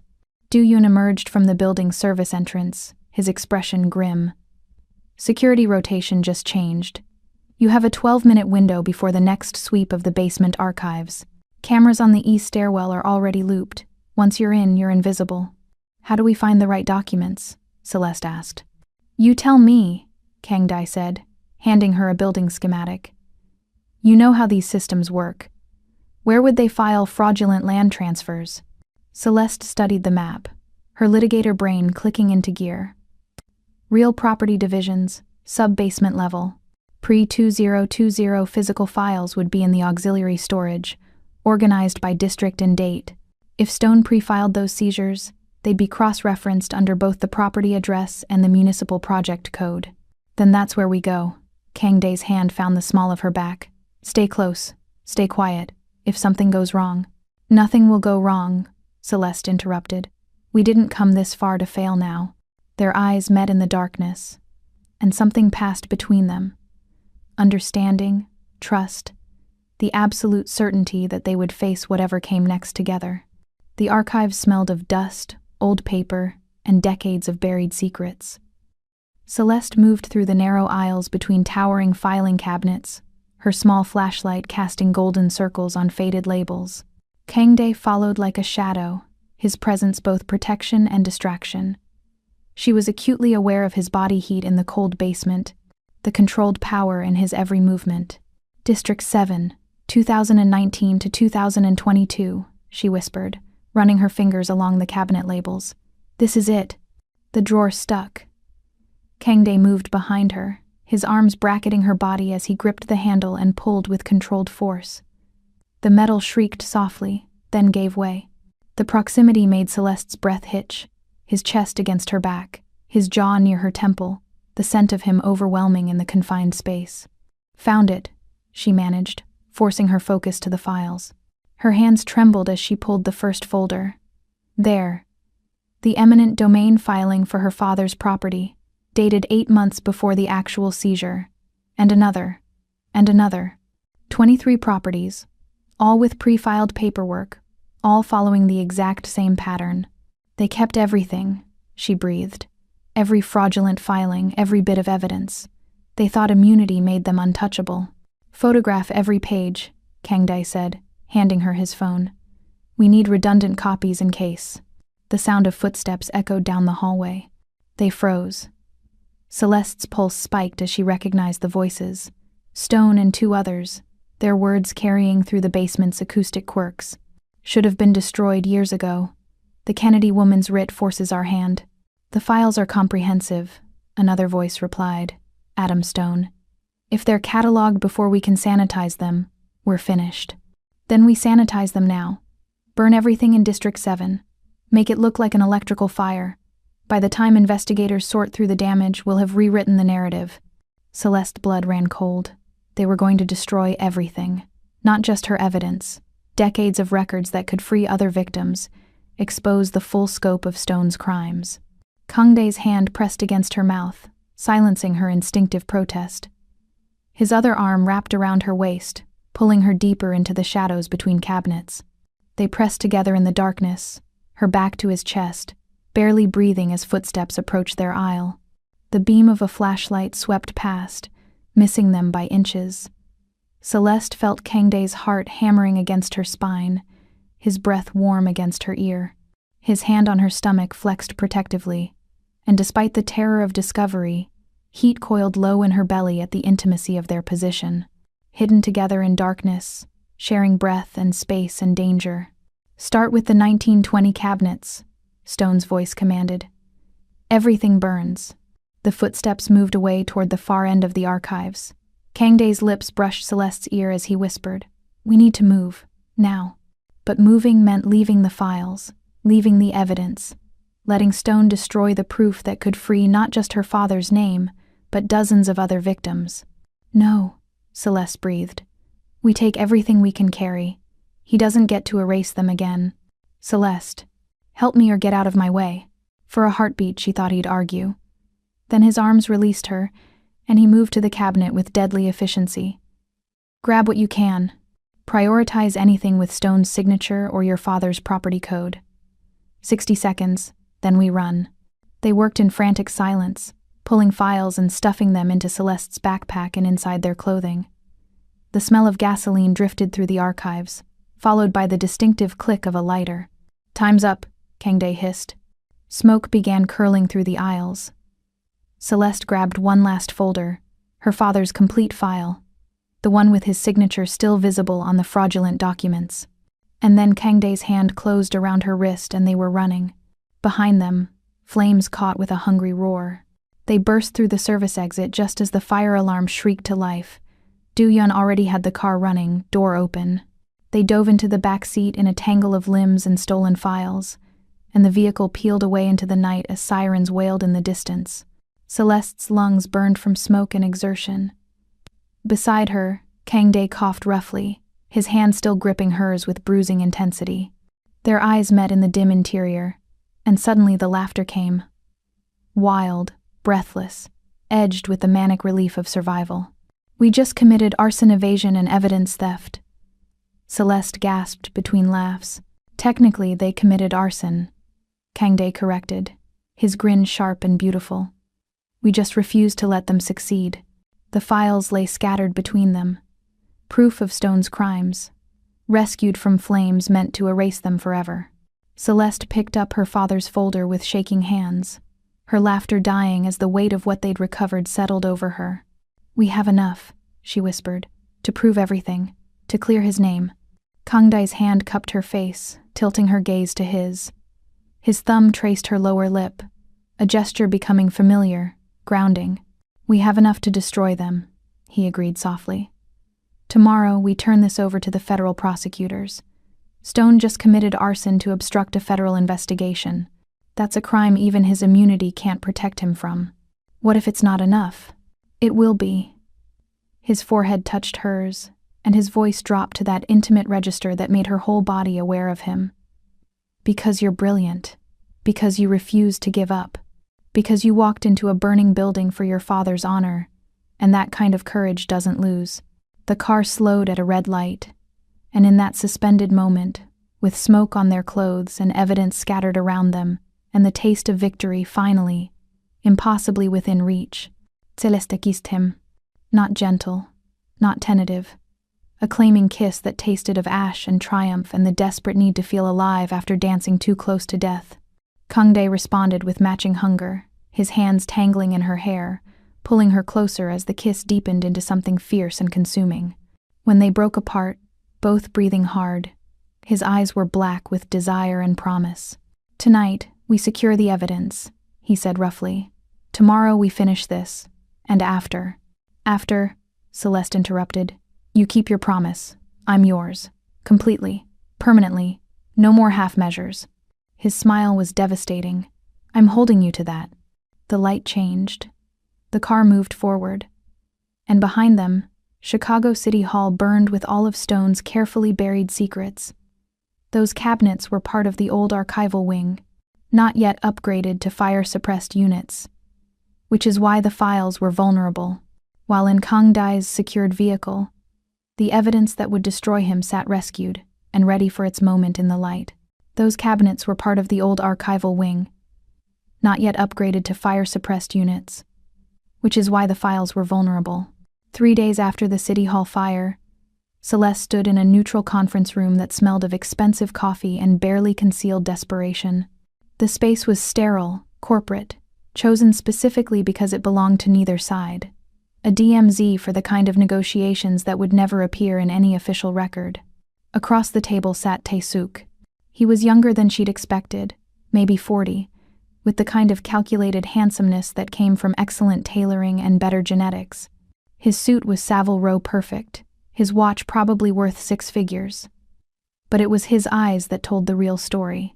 Cold, assessing, the eyes of a man who'd built his empire on other people's ruin and felt no guilt about it. Kangdae sat beside Celeste, his presence radiating controlled menace. Do-yoon stood by the door, ostensibly casual but positioned to intercept any threat. The weight of the moment pressed down like a physical force. "Miss Kennedy," Tae-suk said, his voice carrying the barest trace of an accent. "The woman who's caused so much trouble for my business interests. I must say, I'm impressed. Most people's stone destroys stay destroyed. Most people don't have what I have," Celeste replied evenly. "And what's that? A disgraced lawyer's determination? A mafia boss's protection?" His smile didn't reach his eyes. "Those things are fragile, Miss Kennedy. Easily broken when the right pressure is applied." "Is that a threat?" Kangdae's voice dropped to that lethal register. Observation." Tae-suk spread his hands in a gesture of false reasonableness. "You've both fought admirably. The RICO suit, the media campaign, even last week's dramatic evidence rescue from the fire. Very cinematic. But you're still missing the one thing that actually matters." "Which is?" Celeste asked, though ice was already forming in her stomach. Tae-suk pulled a slim folder from his briefcase and slid it across the table. "The original documents proving your father's innocence. Not the circumstantial evidence you rescued from the archives. Not the pattern analysis showing Stone's crimes. The actual proof that David Kennedy was specifically targeted, set up, and framed as incompetent when he was actually a victim of calculated fraud." Celeste's hands trembled as she opened the folder. Inside were documents she'd never seen. Internal emails between Stone and his son, discussing her father by name. Appraisal reports showing deliberate undervaluation. A handwritten note from Stone. "Target the Pilsen property. Kennedy's too proud to fight, and the location completes the corridor." These were the smoking gun. The proof that would transform her father from a cautionary tale about failed business dealings into a recognized victim of criminal conspiracy. "Why are you showing me this?" Her voice came out hoarse. "Because I'm a businessman, and Stone has become a liability I can no longer afford." Tae-suk leaned back in his chair, supremely confident. "The fire, the federal attention, the media scrutiny, it's all become too expensive. So I'm willing to provide you with everything you need to destroy him completely. Evidence that will not only clear your father's name but prove premeditation, malice, and specific intent to defraud." "What's the price?" Kangdae asked. Tae-suk's smile widened. "The Kennedy Community Legacy Center. You give me the naming rights, the development control, and 51% ownership. In exchange, Miss, Kennedy gets her father's vindication, and you both get to walk away from this war without the kind of permanent enemies that tend to shorten lifespans." The silence that followed was suffocating. Celeste's mind raced through the implications. The center was Kangdae's penance, his attempt to build something good from years of causing harm. Giving Tae-suk control would pervert that mission, turning it into just another profit vehicle for the kind of man who'd enabled Stone's crimes in the first place. But without these documents, her father would remain a cautionary tale. She could prove Stone's pattern, maybe even win the RICO case. But she couldn't definitively clear her father's name, couldn't give him back the dignity Stone had stolen. "No," Kangdae said. Celeste turned to him, shock stealing her voice. "The center is my penance," he continued, his gaze locked on Tae-suk. "But David Kennedy's honor is worth more than my redemption. Accept the deal, give him the center." "Kangdae," Celeste began, but he placed his hand over hers on the table, silencing her. "Your father died believing he was a failure," he said, his voice softening as he looked at her. "That shame killed him as surely as the stress, This evidence erases that shame. It rewrites his legacy from victim to martyr. That's worth any price. But the community will still get their center, Kang Dai interrupted. It will just be called something else, and I'll find another way to earn my redemption. But you only get one chance to save your father's memory. Take it. Tears burned in Celeste's eyes. She looked down at the documents, proof of her father's innocence, finally within reach. Then at Kang Dai, who was offering to sacrifice the one thing that mattered most to him to give her what she needed. Why? She whispered. His hand tightened on hers. Because some debts are worth paying. Because your father deserves justice more than I deserve forgiveness. Because... His voice dropped so only she could hear. Because I love you, and this is what love looks like when it's real. The words hit her like a physical blow. Not a declaration meant to manipulate or seduce. A truth offered in the moment it mattered most, when he was choosing her pain over his redemption. Celeste turned back to Taesuk, her voice steady despite the tears streaming down her face. We accept. The center for the documents. But I want one additional term. You destroy every remaining copy of the trap contract. Every template. Every iteration. No one else gets destroyed the way my father was. Taesuk considered this, then nodded. Agreed. Stone's methods were always too messy. I prefer cleaner business practices. He slid a contract across the table. Sign here, both of you. And Miss Kennedy. Your father's vindication will be delivered to the federal prosecutor's office by morning. Kang Dai signed first, his signature bold and unwavering. Then Celeste added hers below, her hand steady even as her heart cracked and mended simultaneously. It was done. The call came at dawn. Celeste woke in Kang Dai's bed, where she'd been sleeping for the past week, their relationship having crossed that final threshold the night after the archive fire. His arm was heavy across her waist, his body curved protectively around hers even in sleep. Her phone buzzed. Du-Yun's name flashed on the screen. Stone's been arrested, Du-Yun said without preamble. Federal agents picked him up 2 hours ago at O'Hare. He was trying to board a private flight to the Caymans. The charges include racketeering, conspiracy to commit fraud, obstruction of justice, and witness tampering. The prosecutor is calling it one of the largest municipal corruption cases in Chicago history. Celeste's breath caught. And my father? The evidence Taesuk provided was delivered as promised. It's already been filed with the court as part of the RICO case. By noon, every major outlet will be running stories about David Kennedy. Not as a failed businessman, but as the first known victim of Stone's systematic fraud. Your father's name is being cleared, Celeste. Publicly. Permanently. The phone slipped from her hand. Kang Dai woke immediately, his arms tightening around her as she began to shake with sobs. Not of grief this time, but of relief so profound it felt like being reborn. We won, she gasped against his chest. We actually won. I know, he murmured, his lips against her hair. I know, baby. It's over. You can rest now. But Celeste pulled back, needing to see his face in the pale morning light. His eyes were soft in a way she'd rarely seen, his guard completely down. You gave up your center for me, she said. I'd give up everything for you, he replied simply. The center was about my past. You're my future. There's no comparison. She kissed him then. Soft at first, then deepening as gratitude and love and desperate need collided. His hand slid under the t-shirt she'd borrowed from him, warm against her bare skin. And Celeste arched into his touch with a hunger that had been building for weeks. I love you, she whispered against his mouth. I love you for being ruthless and protective and willing to burn the world down for what matters. I love you for being brave enough to fight back, he replied, his voice rough with desire. For refusing to stay broken. For trusting me with your scars. They came together with the urgency of people who'd survived a war and needed to prove they were alive. His mouth traced fire down her throat, while her hands mapped the lean muscles of his back. The morning light painted them gold as clothing disappeared and skin met skin, and when Celeste finally gasped his name, it was both surrender and victory. The sound of a woman who'd reclaimed not just her father's honor, but her own fierce, unbreakable heart. Afterward, they lay tangled together, breathless and sated. while Chicago woke up to the news that would reshape its power structure. "What happens now?" Celeste asked, her fingers tracing idle patterns on his chest. "Now you become my chief legal counsel," Kangday said. "Now we finish dismantling Stone's network and free every victim we can find. Now we build something better than what we destroyed." "And us?" He rolled to face her, his dark eyes intense. "Us? We're permanent. Absolute. You're mine, Celeste Kennedy, and I'm yours. No more hiding. No more pretending to be less than you are. We stand together and face whatever comes next. Even when it's dangerous? Especially when it's dangerous."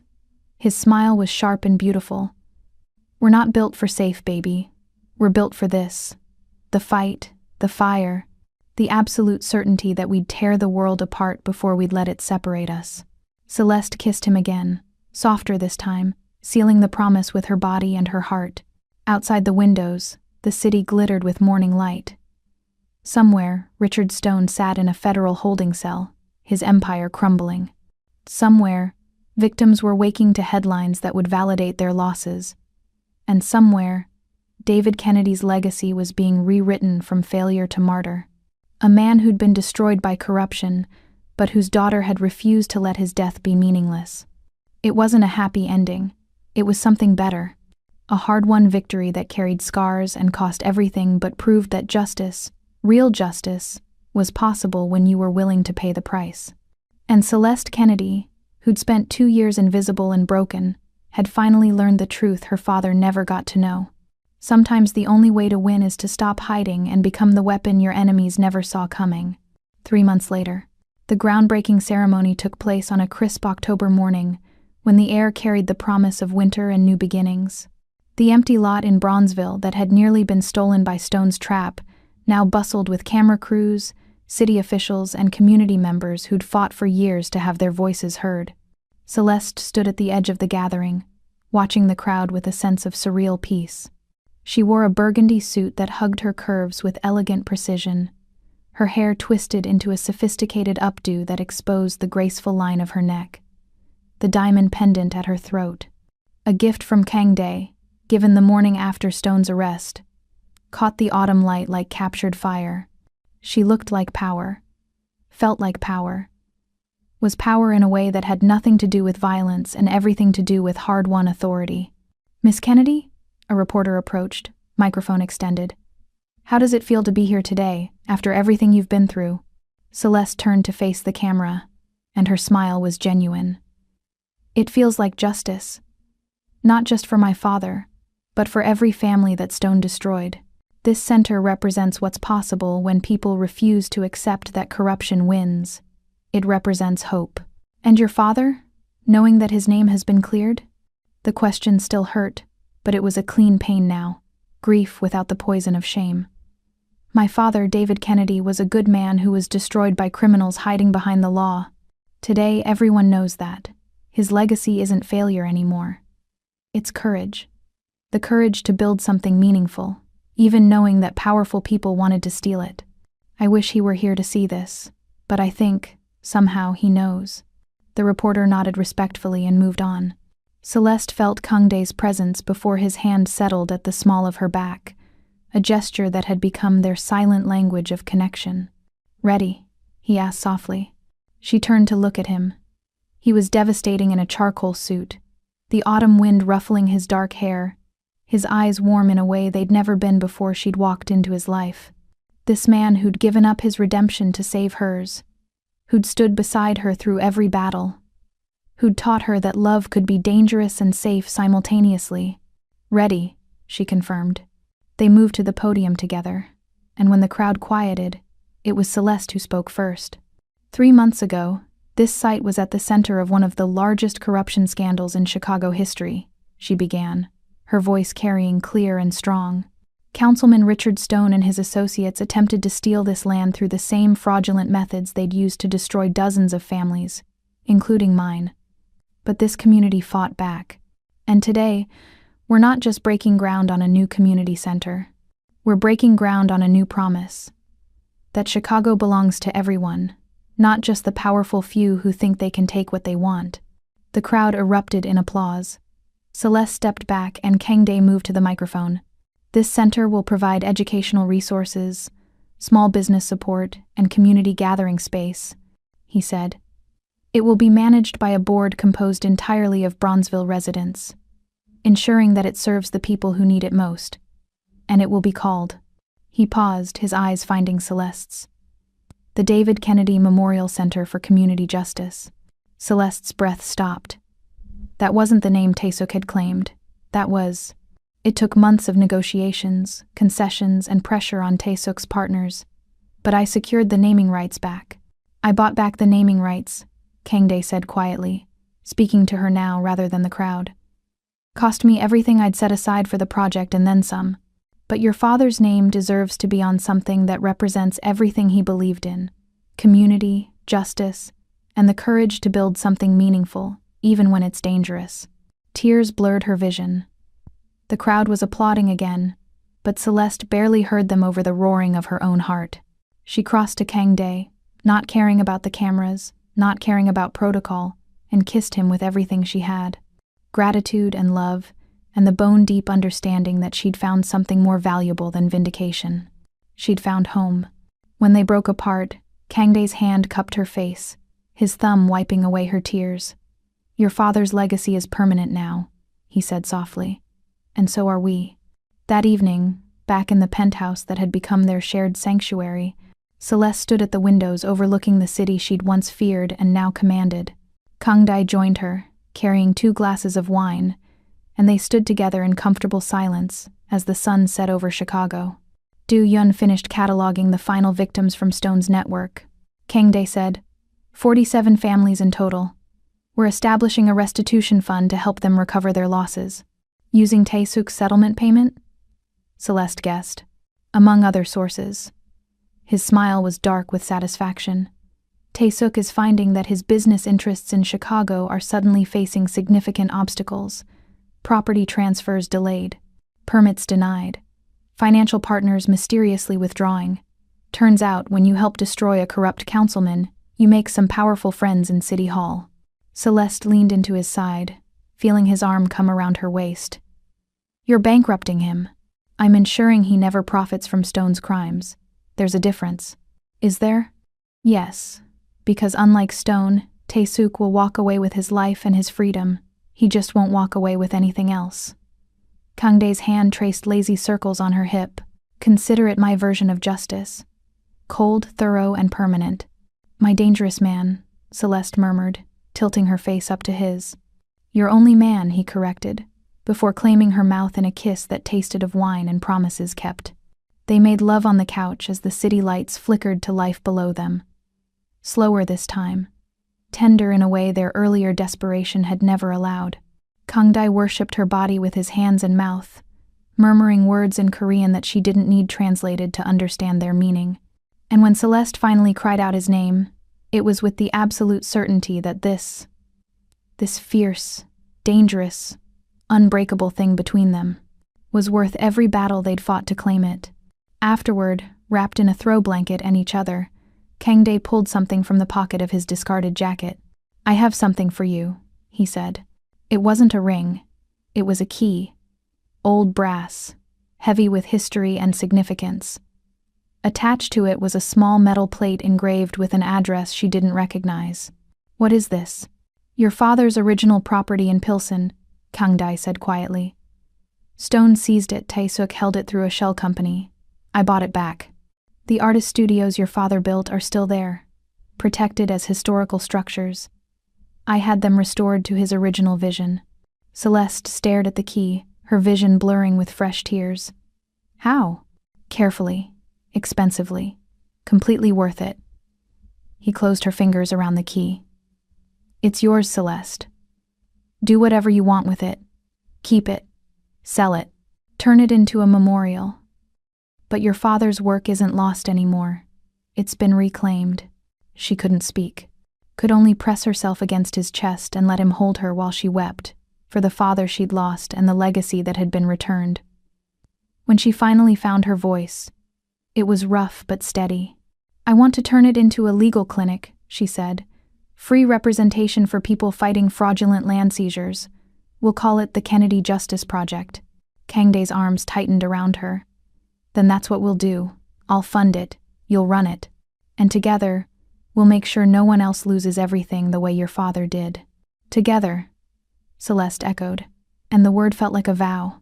6 months after that groundbreaking ceremony, Celeste Kennedy stood in what had once been her father's studio space, now transformed into a clean, modern legal clinic with exposed brick walls and warm lighting.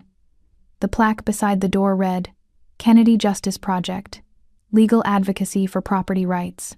She'd just finished her first successful case, helping an elderly couple fight an attempted fraudulent seizure using tactics eerily similar to Stone's methods. The couple had wept with gratitude, their home saved, their dignity restored. This, Celeste realized, was what winning actually looked like. Not the courtroom triumph or the media vindication. This, the quiet moment when someone who'd been powerless got their power back. Her phone buzzed. Kangdae's message was characteristically brief. Dinner at home, celebrating you, always celebrating you. She smiled, gathering her briefcase and locking up the clinic. The autumn evening was cool and crisp as she walked to where Do-yoon waited with the car, because some things didn't change, and Kangdae's protection was absolute and permanent. But everything else had changed.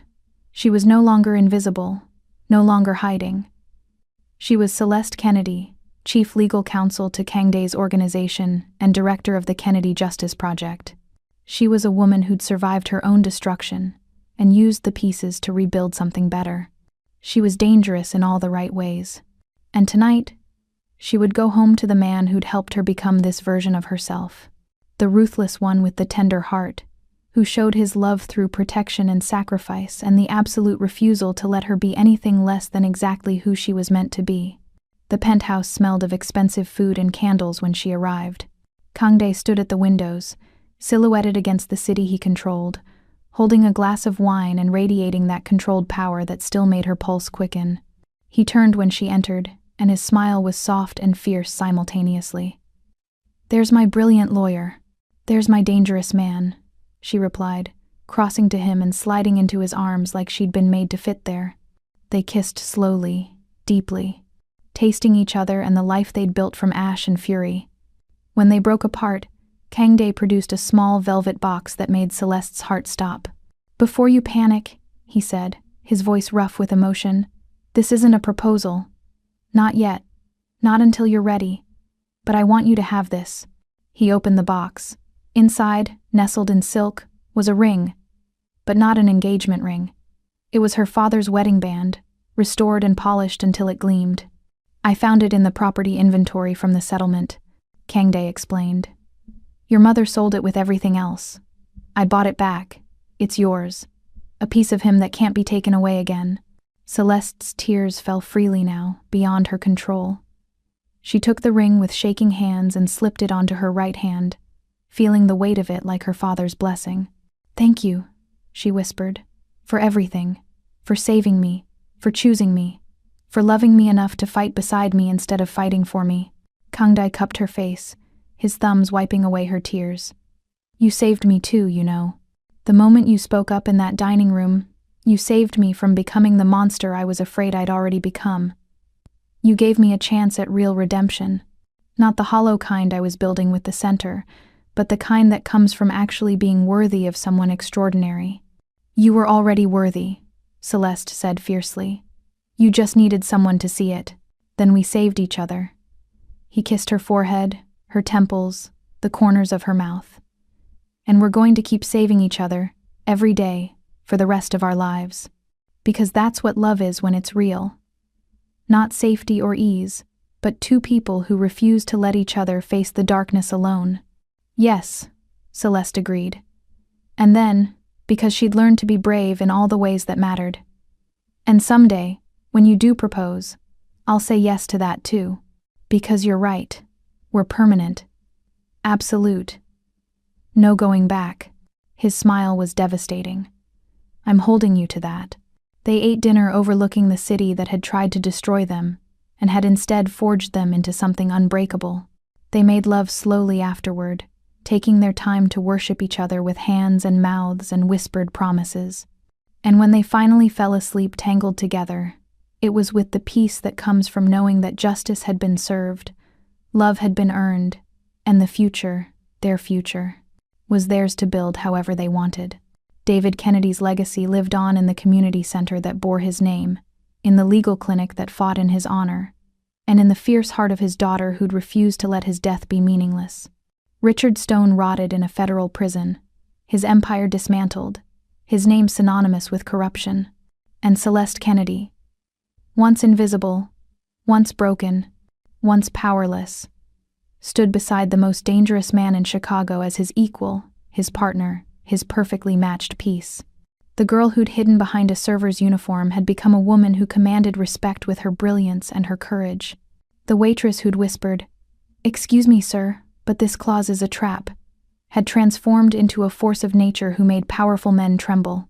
And the daughter who'd watched her father die had given him back his honor and built a legacy that would protect others from the same fate. This was victory. Real, messy, hard-won, and absolutely permanent. And it was theirs. Thank you for watching. If you want more stories filled with danger, justice, and unstoppable resilience, hit that like button and subscribe. Drop a comment below. I'd love to know what part hit you the hardest. Until next time, stay curious, stay safe, and stay tuned.